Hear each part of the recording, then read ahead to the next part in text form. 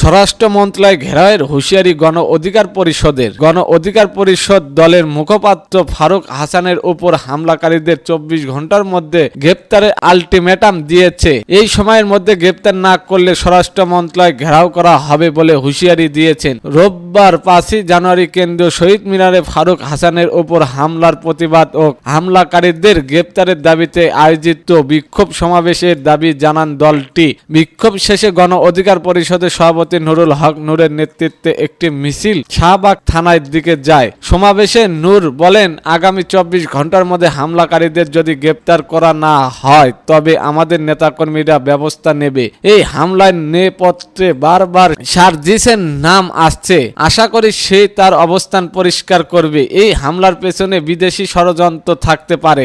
একই দাবি জানানোর পাশাপাশি দলটির সাধারণ সম্পাদক রাশেদ খান সমাবেশে আওয়ামী লীগকে নিষিদ্ধ করারও দাবি তোলে। এই সময় তিনি উপদেষ্টা পরিষদের সমালোচনা করে বলেন, প্রধান উপদেষ্টাকে বলতে চাই যে সব উপদেষ্টা জনগণের পালস বোঝে না তাদের বাদ দিয়ে নতুন উপদেষ্টা নিয়োগ করুন। ফারুকের উপর হামলাকারীদের 24 ঘন্টার মধ্যে গ্রেপ্তার করা না হলে স্বরাষ্ট্র উপদেষ্টাকে ঘেরাও করব, তার অপসারণের আন্দোলন করব।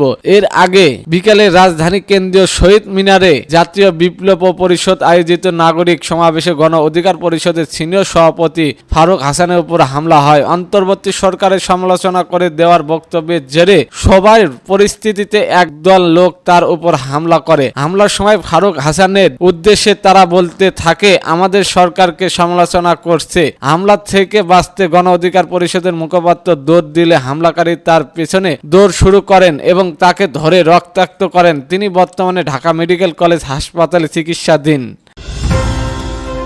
এদিকে জানবেন, পিআর পদ্ধতিতে নির্বাচনের জন্য গণভোট চান জামায়াতের নেতা সেলিম। যারা ফ্যাসিবাদ ভাষার কথা বলবেন তাদের পরিণত ও আওয়ামী লীগ ফ্যাসিবাদের মতোই হবে বলে সংশ্লিষ্টদের সতর্ক করে দিয়েছেন জামায়াতে ইসলামী কেন্দ্রীয় নির্বাহী পরিষদের সদস্য ঢাকা মহানগর উত্তরের আমির মোহাম্মদ সেলিম উদ্দিন। তিনি বলেন, দেশের প্রচলিত নির্বাচনকে সংগ্রাম মুক্ত শান্তিপূর্ণ গণ অধিকারমূলক করার জন্য সংগ্রাম পাত্রিক প্রতিবেদীমূলক পিআর নির্বাচন পদ্ধতি চালু করতে হবে। পিআর পদ্ধতি নির্বাচন চালু করতে প্রয়োজনে গণভোট আয়োজনের আহ্বান জানান তিনি। রোববার 5 জানুয়ারি বিকেলে 4টায় খিলগাঁও মালিবাগ কমিউনিটি সেন্টারে রামপুরা দক্ষিণ থানা জামায়াতের আয়োজিত প্রান্তিক জনগোষ্ঠীর মধ্যে শীত বস্ত্র বিতরণকালে প্রধান অতিথির বক্তব্যে তিনি এইসব কথা বলেন। সেলিম উদ্দিন বলেন, মানুষের মধ্যে ঐক্য সম্পত্তি তৈরি করা রাজনীতিবিদদের দায়িত্ব।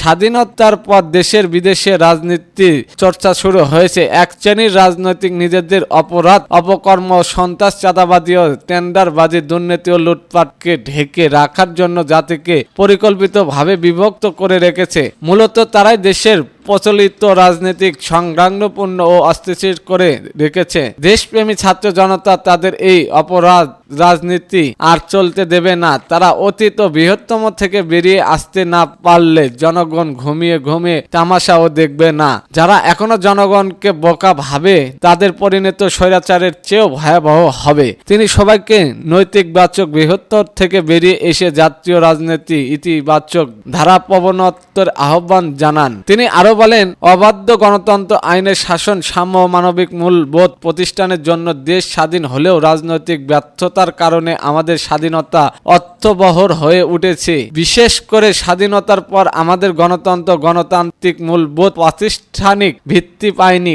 কোনো ক্ষেত্রে ব্যতিক্রম থাকলেও গণতন্ত্রের নামে তামাশা হয়েছে। ভোট চুরি কেন্দ্র দখল ব্যালট বাক্স ছিনতাই নৈশ ভোটের দেশ হিসেবে বাংলাদেশকে পরিচিত করেছে। তাই আগামী নির্বাচনগুলোর অবাধ সুষ্ঠু অংশগ্রহণমূলক ও সংযোগ করে তোলার জন্য নির্বাচন ব্যবস্থার প্রয়োজনীয় সংস্কার সময়ের দাবি। এতক্ষণ আমাদের সাথে থাকার জন্য ধন্যবাদ।